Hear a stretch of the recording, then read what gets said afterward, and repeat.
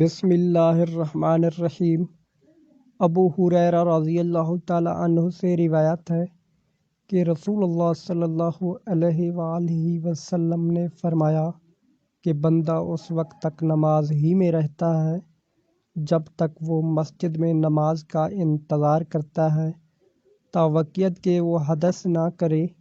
ایک اجمی آدمی نے پوچھا کہ اے ابو ہریرہ، حدث کیا چیز ہے؟ انہوں نے فرمایا کہ ہوا جو پیچھے سے خارج ہو، جسے عرف عام میں گوز مارنا کہتے ہیں۔ صحیح بخاری حدیث نمبر 176۔ مغیرہ نے آپ صلی اللہ علیہ وآلہ وسلم کو وضو کراتے ہوئے آپ صلی اللہ علیہ وآلہ وسلم کے اعضائے مبارکہ پر پانی ڈالا۔ آپ صلی اللہ علیہ وآلہ وسلم نے وضو کیا اور موضوع پر مسح فرمایا۔ صحیح بخاری حدیث نمبر 203۔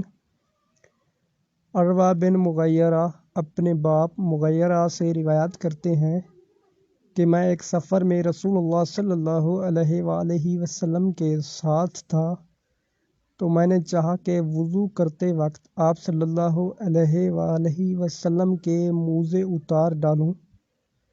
آپ صلی اللہ علیہ وآلہ وسلم نے فرمایا کہ انہیں رہنے دو، چونکہ جب میں نے انہیں پہنا تھا تو میرے پاؤں پاک تھے، یعنی میں وضو سے تھا۔ بس آپ صلی اللہ علیہ وآلہ وسلم نے ان پر مسح کیا۔ صحیح بخاری حدیث نمبر 206۔